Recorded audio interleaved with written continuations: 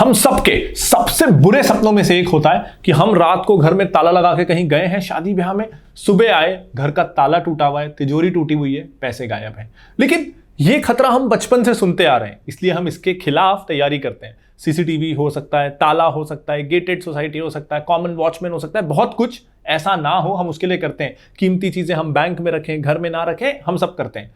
दूसरा nightmare, bank में आपके साथ कोई credit card debit card fraud हो जाए या ऑनलाइन नेट बैंकिंग फ्रॉड हो जाए, आपके पैसे चले जाएं, डर लगता है।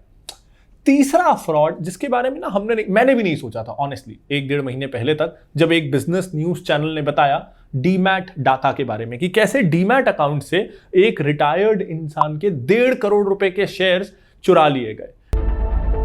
उनके पोर्टफोलियो में 36 लाख रुपए का चूना लगा दिया गया है और वो कुछ भी नहीं कर पाए, जबकि वो खुद स्वयं आईटी प्रोफेशनल है।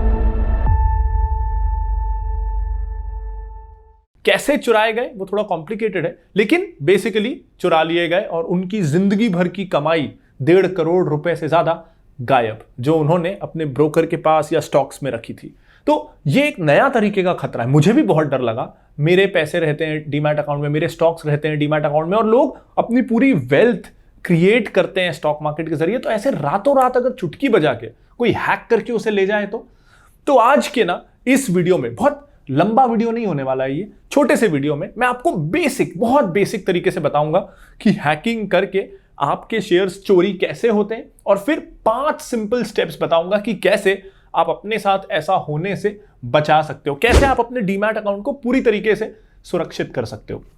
अब यार इसमें ना मैं आपके इंटेलिजेंस की इंसल्ट नहीं करूंगा। मैं आपको यह नहीं बताऊंगा कि अपना डीमैट अकाउंट का पासवर्ड कभी किसी के साथ शेयर मत करिए, ये आपको पता है। और हमें यह भी समझना है कि हैकर्स भी ना इतने इवॉल्व हो चुके हैं, वो आपसे फोन करके अब पासवर्ड नहीं मांगते हैं। अब इसमें एक प्रॉब्लम यह है कि मैं कई सालों से अपने स्टॉक्स और म्यूचुअल फंड के लिए जीरोधा ही यूज करता हूं, तो मुझे उसका ज्यादा एक्सपीरियंस है। तो कई बार इस वीडियो में स्क्रीनशॉट आएंगे, एग्जांपल आएंगे जो जीरोधा से रिलेटेड होंगे, लेकिन लगभग ज्यादातर ब्रोकर्स ये फैसिलिटी या ये सेफ्टी प्रिकॉशंस ऑफर करते हैं। अगर नहीं करते हैं तो आपको उस ब्रोकिंग अकाउंट को बंद कर देना चाहिए और जीरोधा या किसी ऐसे ब्रोकर में जो ये सिक्योरिटी फीचर्स ऑफर करे उसमें शिफ्ट हो जाना चाहिए। अगर आप जीरोधा में अकाउंट खोलना चाहते हैं तो लिंक आपको इस वीडियो के डिस्क्रिप्शन में और पिन कमेंट में मिल जाएगा। और अगर आप इंडिया के सारे टॉप ब्रोकर्स को कंपेयर करके सोच समझ के एक अच्छा ब्रोकर चूज करना चाहते हैं अपने लिए, तो आप select.finology.in पे जा सकते हैं, जहां आपको इंडिया के टॉप ब्रोकर्स का हर कैटेगरी में कंपैरिजन मिल जाएगा और हमारा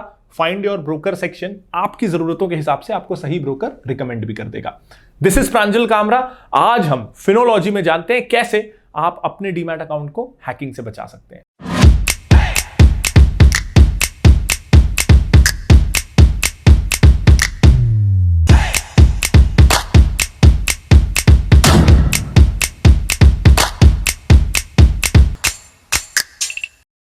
देखिए, सबसे पहले तो ना हमको यह समझना है कि हैकिंग अपने आप से नहीं हो जाएगी। ऐसा नहीं है कि रैंडमली आपका अकाउंट हैक हो जाएगा। कहीं ना कहीं मोस्ट केसेस में हमारी कुछ गलती, केयरलेसनेस या हमें पता ना हो, हमें नॉलेज ना हो, उसके कारण ही हैकिंग होगी। तो इसमें अच्छी बात यह है कि मोस्ट केसेस में हैकिंग को अवॉइड करना ना आपके और मेरे कंट्रोल में है, ये हमारे कंट्रोल से बाहर नहीं है। जब हमें पता है ना कि हम इस चीज को कंट्रोल कर सकते हैं तो काफी सेटिस्फैक्शन मिलता है कि ये कुछ ऐसा नहीं है कि कोई आएगा मुझे लूट के ले जाएगा और मैं कुछ नहीं कर सकूंगा। कंट्रोल मेरे हाथ में है, so that's a good start. अब ये होता कैसे है? यूजुअली उसी तरीके से जैसे पेटीएम फ्रॉड्स होते हैं, जैसे यूपीआई फ्रॉड्स होते हैं, जैसे बैंकिंग फ्रॉड्स होते हैं।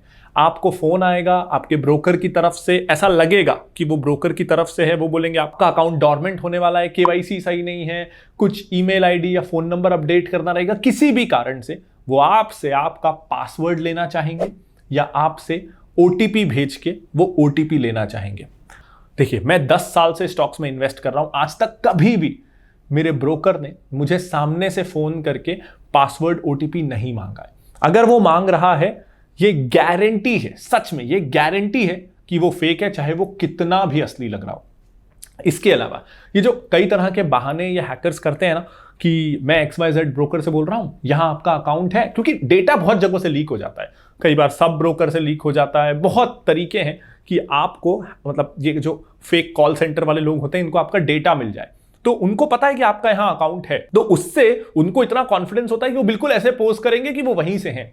लेकिन किसी को अगर आपका अकाउंट नंबर पता है, नाम पता है, एड्रेस पता है, इसका मतलब ये नहीं है कि वो उसी ऑफिस से है, वो फेक हो सकता है। तो कभी भी ना, अगर वो आपसे आपका ओटीपी मांग रहे हैं, पासवर्ड मांग रहे हैं, किसी भी बहाने से, कोई भी बहाना हो, ट्रस्ट मी, वो फेक है, वो सही नहीं है। इसको मैं आपका ऑपरेशनल साइड भी बताता हूं।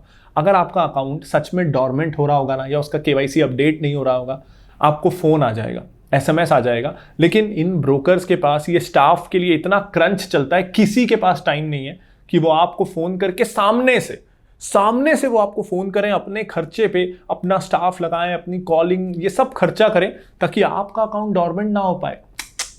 उनके पास इतना टाइम है ही नहीं। बल्कि खुद अगर कभी आपकी केवाईसी में कुछ प्रॉब्लम होगा या आपको अपना ईमेल और फोन नंबर चेंज करवाना होगा ना, आपको उनको फोन करना पड़ेगा, 5 मिनट कॉल होल्ड करना पड़ेगा, तब जाके किसी से कनेक्ट होगे, और 10-15 मिनट, आधा घंटा लगेगा, और ये डिटेल्स अपडेट होंगी। तो सामने से कोई आपको कॉल कर रहा है, किसी की कस्टमर सर्विस इतनी अच्छी हो गई है, too good to be true है ना, तो वो फॉल्स है। एक तो हुआ, मैं आपको बताया कि कैसे वो ओटीपी से आपके अकाउंट का एक्सेस ले लेते हैं किसी ना किसी बहाने से। अब एक्सेस लेके वो आपका पैसा चुराते कैसे? क्योंकि मान लीजिए आपके पास 1 करोड़ रुपए के शेयर्स हैं आपके डीमैट अकाउंट में। अब अगर कोई हैकर उन शेयर्स को बेच भी दे, सारे शेयर्स को सेल कर दे, तो पैसे तो आपके अकाउंट में आएंगे ना, आपके ट्रेडिंग अकाउंट में 1 करोड़ का बैलेंस आ जाएगा। उसको वो विड्रॉ करेगा कैसे? क्योंकि विड्रॉ अगर वो दबाए भी तो विड्रॉ होके पैसे आपके बैंक अकाउंट में आ जाएंगे, उसके पास वो पैसे कैसे जाएंगे? तो इसका ना एक सिंपल सा तरीका है। वो पहले आपके शेयर्स बेचते हैं। अब 1 करोड़ के शेयर्स बेचे तो यानी 1 करोड़ रुपए की आप नई ट्रेडिंग कर सकते हैं। अब वो उस 1 करोड़ रुपए से क्या करेंगे? तुरंत उसी समय 1 करोड़ रुपए के एकदम घटिया, इलिक्विड, एकदम पेनी स्टॉक्स खरीद लेंगे, या फिर रिस्की F&O खरीद लेंगे, फ्यूचर ऑप्शन खरीद लेंगे, जिसको कोई खरीद नहीं रहा है, जिसकी लिक्विडिटी ही नहीं है। अब ये जो हैकर्स है ना, ये किसके साथ काम कर रहे हैं? ये कुछ ऐसे ऑपरेटर्स, ऐसे स्टॉक मार्केट के क्रिमिनल्स के साथ काम कर रहे हैं जिनके पास मान लीजिए 1 करोड़ के ऐसे शेयर हैं जो बिक ही नहीं रहे, जिसमें लिक्विडिटी नहीं है, जिसको कोई खरीदना ही नहीं चाहता। तो उनके 1 करोड़ रुपए फंसे हुए हैं ना, उनके पास 1 करोड़ के शेयर हैं लेकिन कोई खरीदने को रेडी नहीं, वो तो कचरा शेयर्स हैं। तो जब तक कोई उस शेयर को खरीदेगा नहीं, उनके वो 1 करोड़ रुपए उनको मिलेंगे कैसे? वो लिक्विड होंगे कैसे? ट्रांजैक्शन कैसे होगा? तो ऐसे में वो किसी हैकर को कॉन्टैक्ट करेंगे और बोलेंगे, यार कोई ऐसा क्लाइंट ढूंढ दे जिसके पास ना 1 करोड़ रुपए के शेयर्स हो, उसका अकाउंट हैक कर, उसके शेयर्स बेच, उसके अकाउंट में जो फंड्स आएंगे ना, मैं तुरंत उसी समय मुझे फोन करना, मैं अपने सारे शेयर्स को सेल ऑर्डर पे लगाऊंगा, वो बिकेंगे नहीं, और तू उस हैक्ड अकाउंट से उन शेयर्स को खरीद लेना। तो क्लाइंट के पास आ गया 1 करोड़ रुपए का कचरा जिसके अकाउंट हैक हुआ था, और जो ऑपरेटर था जिसके पास वो कचरा पड़ा हुआ था, उसके पास आ गया 1 करोड़ रुपए का हार्ड कैश। यानी मेरे 1 करोड़ रुपए इनडायरेक्टली किसी और के पास ट्रांसफर हो गए। ये F&O करके भी हो सकता है कि रिस्की F&O को ओवर प्राइस तरीके से खरीदो, पेनी स्टॉक्स को जो 50 पैसे का है उसको 60 पैसे में खरीदो, शेयर्स को महंगे दामों पे खरीदो ताकि जो बेच रहा है उसको फायदा हो जाए, जो खरीद रहा है उसको लॉस हो जाए, तो पैसा ट्रांसफर हो जाए। तो ये थोड़ा और कॉम्प्लेक्स है, मैंने सिंपल तरीके से बताया क्योंकि आज के वीडियो का मकसद आपको इससे बचाना है, ना कि डिटेल में इनका मॉडस ऑपरेंडी समझाना। तो इसलिए मैंने इसे बेसिक से समझाया। अब हम डिटेल में जानते हैं हैकिंग से कैसे बचना है। तो अब ना अपन 5 टिप्स की तरफ जा रहे हैं। इसमें से जो पहली 2 टिप्स है ना, ये आपको मदद करेगी कि कैसे हैकर आपके अकाउंट का एक्सेस ले ही ना सके। ये 2 टिप्स से इस बात की चांसेस बढ़ जाएंगे कि हैकर आपका अकाउंट हैक नहीं कर पाएगा। लेकिन उसके बाद जो तीसरी, चौथी, 5वीं टिप है ना, वो इस बात को लेके है कि देखो 100% गारंटी किसी की भी नहीं होती। आपने पूरे प्रिकॉशन लिए फिर भी आपका अकाउंट हैक हो गया, तो तीसरी, चौथी, 5वीं टिप जब आप फॉलो करोगे तो हैकर को अगर आपके अकाउंट का एक्सेस मिल भी गया है ना, तो भी वो कुछ नहीं कर पाएगा। हैक करने के बावजूद वो आपके अकाउंट का कुछ ज्यादा बिगाड़ नहीं पाएगा। इसके लिए टिप 3, 4, 5, तो इस वीडियो को पूरा देखना है। अब सबसे पहली सेफ्टी की हम बात करते हैं। हमको लगता है हमने कोई पासवर्ड सेट कर दिया और जैसा कि उस ऐप में था कि अपर केस लेटर यूज करो, lower case, special character, numerical, हमने बड़ा ही एक कॉम्प्लेक्स सा पासवर्ड रेडी कर लिया है, जो काफी है। काफी नहीं है, क्योंकि बहुत सारे ना ऐसे बॉट्स होते हैं जो दिन रात अलग अलग कॉम्बिनेशन ट्राई करते रहते हैं। या क्या होता है ना, हम हर बार हर प्लेटफॉर्म के लिए अलग पासवर्ड सेट नहीं करते हैं। लेट्स बी ऑनेस्ट, मेरा अगर जीरोधा में जो पासवर्ड है वो किसी और ऐप में भी हो सकता है, वहां कुछ हैकिंग हो गई, डेटा लीक हो गई और हैकर अब मेरी हर ऐप में जा जाके सेम पासवर्ड डाल के देख रहा है। तो सिर्फ पासवर्ड तो काफी नहीं है। बहुत अच्छा ये स्टेप 1 है। 5 स्टेप्स में से पहला स्टेप, आपका अकाउंट हैक ना हो। स्टेप 1, आपको ना एक TOTP ऐप यूज करना है। टाइम बेस्ड OTP ऐप आपको एक यूज करना है। जैसे मेरे केस में मैं गूगल का ऑथेंटिकेटर यूज करता हूं। अब इसमें क्या होता है कि सिर्फ पासवर्ड काफी नहीं है, आपको एक ओटीपी भी डालना पड़ेगा। लेकिन नॉर्मल ओटीपी में क्या होता है, हमको वो कंपनी ओटीपी भेजती है, एक मैसेज आता है या व्हाट्सएप आता है या ईमेल आता है जिसमें वो ओटीपी आता है। अब वो ओटीपी कई बार 1 घंटे के लिए वैलिड होता है, आधे घंटे के लिए वैलिड होता है, और कई बार वो ओटीपी आता नहीं है। तो गूगल ऑथेंटिकेटर या इस तरह के टीओटीपी ऐप क्या करते हैं, वो हर 15 सेकंड में एक नया ओटीपी अपने आप जनरेट करते रहते हैं और आपको कोई नोटिफिकेशन नहीं आता, वो एनोइंग नहीं होता। आप जब भी गूगल ऑथेंटिकेटर ऐप खोलोगे, यहां स्क्रीन पे आपको दिखेगा कि कैसे हर 15 सेकंड में, हर 10 सेकंड में अपने आप, जब भी मैं वो ऐप को खोलूंगा, वो हर 15 सेकंड में एक नया ओटीपी अपने आप जनरेट करेगा। तो इससे क्या होता है ना कि 15 सेकंड बाद वो ओटीपी किसी काम का नहीं होता, क्योंकि ऑटोमेटिकली एक नया जनरेट हो गया। तो ये बहुत ज्यादा सिक्योर है। हर 15 सेकंड में एक तरीके से आपका पासवर्ड बदल रहा है, तो पुराना पासवर्ड आपका कहीं लीक भी हो गया, कॉमन भी है, तो कोई रिस्क नहीं है, उससे कोई आपके अकाउंट को एक्सेस नहीं कर पाएगा। आप अपने अकाउंट में टीओटीपी जरूर इनेबल कर लो। जीरोधा में अगर आप जीरोधा अकाउंट यूज करते हो तो उसमें टीओटीपी कैसे इनेबल करना है, उसके इंस्ट्रक्शंस के लिए मैंने जीरोधा का एक ब्लॉग अटैच कर दिया है, वो भी आपको डिस्क्रिप्शन में मिल जाएगा। ये था स्टेप 1। अब हम जाते हैं स्टेप 2 की तरफ। थर्ड पार्टीज को ना एक्सेस आपके डीमैट अकाउंट का कम से कम होना चाहिए। जैसे कई बार ना हम किसी वेबसाइट में जब लॉगिन करते हैं तो उसमें गूगल साइन इन आता है या एप्पल साइन इन आता है या फेसबुक साइन इन आता है, तो उससे बेसिकली क्या होता है कि वो ऐप आपकी कई सारी डिटेल्स आपके गूगल अकाउंट से ले लेते हैं। वो आपको बताता है गूगल कि ये क्या क्या मांग रही है। ज्यादातर केसेस में वो आपका ईमेल आईडी, नेम और डीपी मांगती है, तो उसमें रिस्क नहीं है। ऐसे ही ना कई ब्रोकर्स का भी ऐप स्टोर होता है, जहां आप मान लीजिए जीरोधा के केस में काइट से ही आपकी किसी और ऐप में भी लॉगिन हो जाएगा और काइट और वो ऐप के बीच में आप आपस में सिंक कर सकते हो अपनी इंफॉर्मेशन। तो मैं इसको सेफ रखता हूं, मैं अपने ब्रोकिंग अकाउंट को किसी और थर्ड पार्टी ऐप से लिंक नहीं करता हूं फॉर सेफ्टी रीजन। मेरा जीरोधा अकाउंट का एक्सेस किसी भी थर्ड पार्टी ऐप के पास नहीं है। उससे क्या होता है, वो जो ऐप है जिसको मैंने काइट का एक्सेस दिया था, मैंने एक्सेस दिया था कि सिर्फ मेरा पोर्टफोलियो देख लो और पोर्टफोलियो इंपोर्ट हो सके, रिव्यू हो सके। लेकिन उस मान लो वो ऐप हैक हो जाती है और उससे जो एक्सेस मैंने काइट का दिया था उसका हैकर लोग मिसयूज कर लेते हैं। तो ऐसे में जहां मेरे पैसे स्टोर्ड हैं, जहां मेरे स्टॉक्स स्टोर्ड हैं, मैं उतनी इंपॉर्टेंट जगह का एक्सेस किसी भी थर्ड पार्टी ऐप को नहीं देने वाला हूं। जब हम डीमैट अकाउंट खुलवा रहे होते हैं ना, तो हमारा ब्रोकर ऐसा चाहता है, अगर आप फिजिकल ऑफलाइन अकाउंट खुलवा रहे हो, कि आप सारे अकाउंट खुला लो। आप F&O अकाउंट भी खुला लो, करेंसी भी खुला लो, कमोडिटी भी खुला लो, इक्विटी भी खुला लो। अगर हम ऑनलाइन भी करते हैं तो कई ब्रोकर्स ना अकाउंट ओपनिंग फॉर्म में सब डिफॉल्ट ऑन रखते हैं कि ये कमोडिटी भी खोल रहा है, करेंसी सब कुछ खोल रहा है। इसको अवॉइड करो।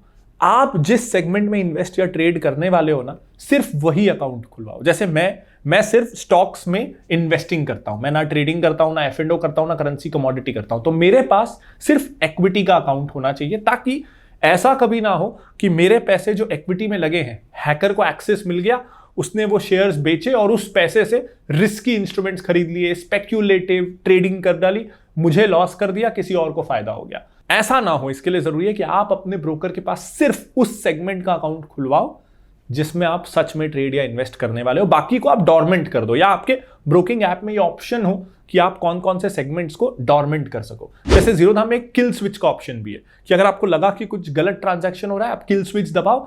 जैसे क्रेडिट कार्ड आजकल ब्लॉक होते हैं ना, उसी तरीके से आपका डीमैट अकाउंट पॉज हो जाएगा, किसी भी तरह की कोई ट्रेडिंग नहीं हो पाएगी। चौथा, और ये बहुत इंपॉर्टेंट है, खास करके जो डीमैट अकाउंट ना आज से 2-3 साल पहले के खुले हुए हैं, कोविड के पहले के, तब ना पावर ऑफ अटॉर्नी देना जरूरी होता था। क्योंकि उससे क्या होता था, अगर मैंने कोई शेयर खरीदा या बेचा तो वो मेरे ब्रोकिंग अकाउंट के थ्रू हुआ, ब्रोकर के पास जो ट्रेडिंग अकाउंट है उसमें हुआ। फिर जब कोई शेयर मैंने खरीदा तो वो मेरे डीमैट अकाउंट में चला गया, CDSL या NSDL के पास। अब जब मैं ब्रोकर को बोल रहा हूं कि ये शेयर को बेचो, तो शेयर्स मेरे तो डीमैट अकाउंट में पड़े हैं, तो ब्रोकर को एक पावर ऑफ अटॉर्नी दिखानी होती है डिपॉजिटरी को कि हम हमारे क्लाइंट के बिहाफ पे ये शेयर बेच रहे हैं, क्लाइंट ने हमको ये ऑर्डर दिया है कि इस शेयर को बेचो और उसने हमको ये पावर ऑफ अटॉर्नी दी है, ये दिखा के हम आपके अकाउंट से वो शेयर निकाल सकते हैं और उसको बेच सकते हैं। तो पहले शेयर अगर बेचना है तो पावर ऑफ अटॉर्नी जरूरी होती थी, तो सही है, हम सब ने पावर ऑफ अटॉर्नी दी है। 2-3 साल में ना अब वो जरूरी नहीं रह गया है। अब डिपॉजिटरीज ने, खास करके CDSL का तो मुझे पता है, उसने ना T-PIN का सिस्टम ले आया, यानी ब्रोकर अब डिपॉजिटरी के पास जाके ये नहीं बोलेगा कि देखो पावर ऑफ अटॉर्नी, हमको ये शेयर निकालने दो। जब भी आप सेल ऑर्डर करोगे और ब्रोकर सेल ऑर्डर लेके डिपॉजिटरी के पास जाएगा कि क्लाइंट से देखो हमको ये ऑर्डर आया है, उसको ये शेयर बेचना है, हमको निकालने दो। डिपॉजिटरी क्या बोलेगा, ठीक है, मैं अभी उसको एक OTP भेजता हूं कंफर्मेशन के लिए, वो OTP अगर वो आपके ऐप में डाल देगा तो मैं मानूंगा कि क्लाइंट चाहता है, मैं सीधा क्लाइंट से वेरिफिकेशन करूंगा ओटीपी भेज के। तो अगर आपके पुराने डीमैट अकाउंट भी हैं जहां आपने पावर ऑफ अटॉर्नी दी हुई है, उसको रिवोक करो, कस्टमर केयर में कॉल करो और उसको रिवोक करो, या एक फॉर्मल ईमेल कर दो अपने ब्रोकर को कि ये पावर ऑफ अटॉर्नी थी, मैं इसको रिवोक करता हूं। उसको रिवोक कर लो और CDSL T-PIN वाले ब्रोकर्स के साथ ही जुड़ो। उससे क्या होगा, कल को अगर हैकर आपका कोई शेयर बेचना चाहता है, आपके पास 1.5 करोड़ के शेयर्स हैं, 2 करोड़ के शेयर्स हैं, 1 करोड़ के शेयर हैं, और वो उसको बेचना चाहता है, अगर पावर ऑफ अटॉर्नी है ना, तो धड़ाधड़ सब शेयर्स बिक जाएंगे, आपको डे एंड पे मैसेज और ईमेल आएगा। लेकिन अगर शेयर बेचने के लिए पावर ऑफ अटॉर्नी है ही नहीं ब्रोकर के पास, तो शेयर बिकेंगे ही नहीं। आपको तो एक के बाद एक OTPs आते रहेंगे और आपको समझ में आ जाएगा कि कुछ गड़बड़ है, और आप किल स्विच से अपने अकाउंट को उसी समय बंद कर सकते हो। तो इसीलिए पावर ऑफ अटॉर्नी को रिवोक करिए। नया अकाउंट खुल रहा है, पावर ऑफ अटॉर्नी दो ही मत, उसी ब्रोकर में अकाउंट खुलवाओ जहां T-PIN की फैसिलिटी है। अब 5वीं टिप, आप अपने डीमैट अकाउंट में ज्यादा आइडल फंड्स मत रखो। जैसे आप महीने में 10-20 हजार के शेयर्स खरीदते हो, तो आपके डीमैट अकाउंट में 1-2 लाख रुपए होने ही नहीं चाहिए। अगर 1-2 लाख रुपए होंगे नहीं, तो वो पैसे मिसयूज नहीं होंगे या चोरी नहीं हो पाएंगे, या उसके बदले हैकर्स कुछ उल्टे सीधे इंस्ट्रूमेंट्स खरीद के आपको लॉस नहीं दे पाएंगे। वैसे भी जब आप अपने ट्रेडिंग अकाउंट में पैसे छोड़ देते हो, ऐसे ही पड़े हुए हैं वो, तो उसमें आपको इंटरेस्ट नहीं मिलता। जिस दिन शेयर खरीदने हैं, बैंक से ट्रांसफर करो। आजकल UPI से 2 मिनट में फंड्स ऐड होते हैं और शेयर्स खरीद लो। लेकिन आइडल फंड्स को ज्यादा दिन, 2-4 दिन के ऊपर अपने ट्रेडिंग अकाउंट में मत रहने दो, उसको वापस बैंक में बुलाओ। आप उसमें इंटरेस्ट भी कमा पाओगे, और बाय चांस हैकर को एक्सेस मिलता भी है तो वो इसे मिसयूज नहीं कर पाएगा। उम्मीद करता हूं ये वीडियो आपको पसंद आया होगा। अगर हाँ, तो इसे ना अपने दोस्तों के साथ, दोस्तों के पेरेंट्स के साथ, अपने पेरेंट्स के साथ, क्योंकि मैंने देखा है मिडिल एज ग्रुप या सीनियर सिटीजन जो एज ग्रुप में है ना, वो लोग इस तरह की हैकिंग के ज्यादा प्रोन होते हैं। जल्दी ये इंटरनेट वाली चीजों पे विश्वास कर लेते हैं, फोन कॉल्स पे विश्वास कर लेते हैं। तो अपने पेरेंट्स, फैमिली मेंबर्स, रिलेटिव्स के साथ इस वीडियो को जरूर शेयर करिएगा। हो सकता है आपके एक शेयर करने के कारण उनकी रिटायरमेंट सेविंग्स पे कोई हैक करके डाका डालने वाला हो और वो बच जाए। मैं लाता रहूंगा ऐसे और बहुत सारे videos. This is Pranjal Kamra signing off. Bye bye.